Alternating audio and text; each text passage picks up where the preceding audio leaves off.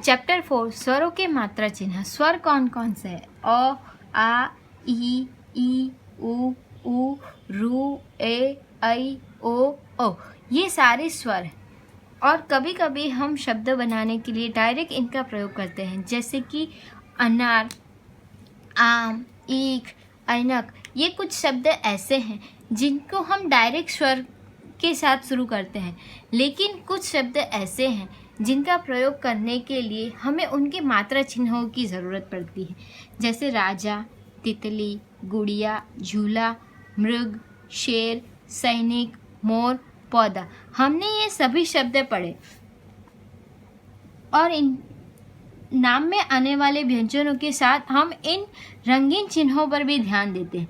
यहाँ पे हम सबने देखा कि यहाँ पे कुछ ऐसे चिन्ह हैं जिनको अलग दिखाया गया है, जैसे आ की मात्रा, ई की मात्रा, बड़े ई की मात्रा, जिन्हें हम मात्रा चिन्ह कहते हैं। नाम में आने वाले व्यंजनों के साथ इन रंगीन चिन्हों को, इन निशानियों को हम मात्रा चिन्ह कहते हैं।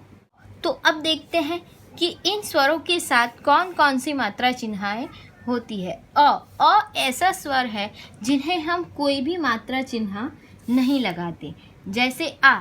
तो आ, उस व्यंजन के पीछे हम ऐसे एक लाइन ड्रॉ करके, स्टैंडिंग लाइन ड्रॉ करके हम उसकी मात्रा चिन्ह, इसे हम आ की मात्रा कहते हैं।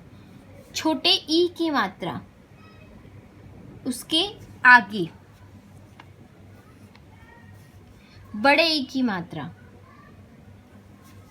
छोटे ऊ की मात्रा, बड़े ऊ की मात्रा, रू की मात्रा। रू की मात्रा हम नीचे ऐसे करते हैं। मात्रा ए की मात्रा, ऐ की मात्रा, ओ की मात्रा और ये औ की मात्रा। मात्रा चिन्ह व्यंजन वर्ण के किस ओर लगाए, हम उस मात्रा चिन्हों को कहाँ लगाते हैं, उन्हें हम 4 भाग में देखेंगे। पहला है मात्रा चिन्ह व्यंजन वर्ण के पहले, ऐसी मात्रा चिन्ह जो व्यंजन वर्ण के पहले आती है। व्यंजन वर्णों के बाद लगने वाले मात्रा चिन्ह, बाद में कौन कौन सी मात्रा है जो लगती है, जैसे कि आ, ई, ओ। व्यंजन वर्णों के शिरोरेखा के ऊपर आने वाले शब्द, जो शिरोरेखा है, जो ये जो स्किपिंग लाइन है, जो हम उसके ऊपर जो लाइन ड्रॉ करते हैं, उसके ऊपर कौन सी मात्राएं चिन्ह है, और व्यंजन वर्णों के नीचे कौन कौन सी मात्राएं आती है। तो पहला देखते हैं, व्यंजन वर्णों के पहले लगने वाले मात्रा चिन्ह। छोटे ई की मात्रा ऐसी मात्रा है जो व्यंजन वर्ण के पहले लगती है। इसे हम छोटा ई क्यों कहते हैं, क्योंकि जब हम इसका प्रोनाउंसिएशन करते हैं तब ये एकदम छोटा साउंड होता है, और जिसकी मात्रा हम व्यंजन के पहले लगाते हैं। जैसे यहाँ पे कुछ शब्द दिए गए, टिकट, डाकिया, नदी, दिल, गिलास। जहाँ पे ई का प्रोनाउंसिएशन होता है वो एकदम छोटा होता है, इसीलिए हम इसे कहते हैं छोटा ई, और इसकी मात्रा हम व्यंजन वर्ण के पहले लगाते हैं। अब आता है व्यंजन वर्णों के बाद लगने वाले मात्रा चिन्ह, जिनमें हम कौन कौन से व्यंजनों का समावेश करते हैं। आ, बड़ा ई, ओ और औ। आ की मात्रा हम व्यंजन वर्णों के बाद लगाते हैं। बड़े ई की मात्रा, जब हम बड़े ई का प्रोनाउंसिएशन करते हैं तो इसकी मात्रा थोड़ी लंबी हो जाती है, जब हम इसे बोलते हैं तो थोड़ा लंबा साउंड होता है। ओ की मात्रा और औ की मात्रा, जैसे यहाँ पे आ की मात्रा, यहाँ पे आप देख सकते हैं कि सब में मात्रा जो है वो स्वर व्यंजन वर्ण के बाद लगी हुई, जैसे कि राजा, कार, माला, जाना, लड़का। इसमें कोई भी व्यंजन है उसके बाद हमने उसकी मात्रा चिन्ह लगाए हुए। अब है बड़ा ई, कहानी। जब हम नी का प्रोनाउंसिएशन करते हैं तब ये थोड़ा लंबा हो जाता है, इसीलिए हम इसे पहचानने के लिए इसको कहते हैं बड़ा ई। नमकीन, हाथी, मीठा। इसकी मात्रा चिन्ह हम व्यंजन वर्ण के बाद लगाते हैं। अब आता है ओ, जैसे कि मोर, तोता, कोयल, फोन, इनकी मात्रा चिन्ह हम व्यंजन वर्ण के बाद लगाते हैं।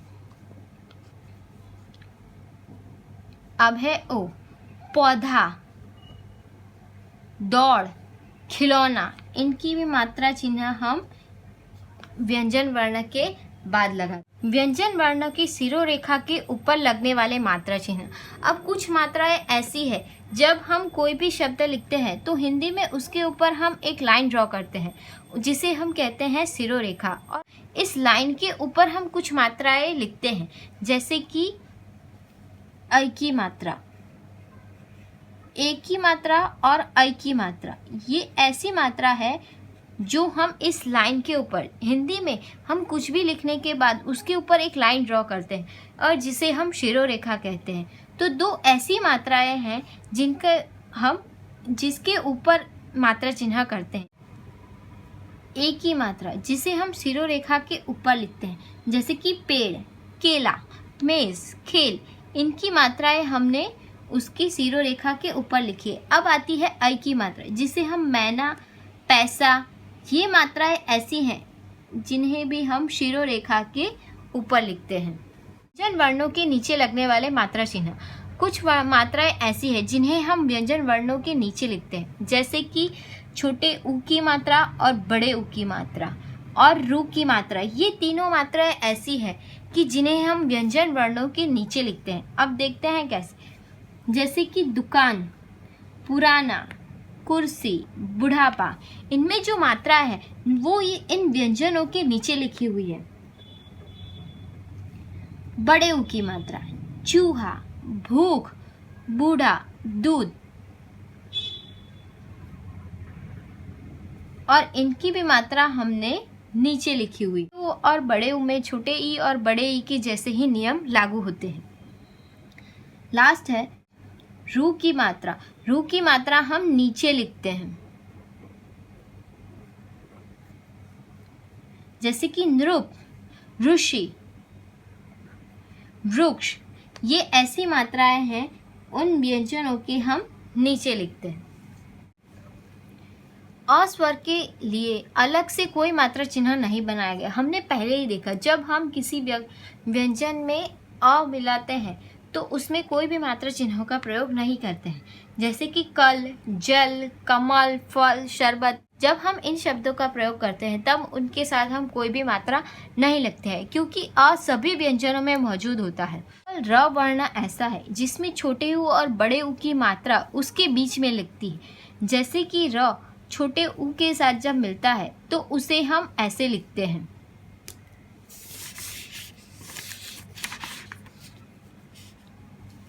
र को बीच में लिखते हैं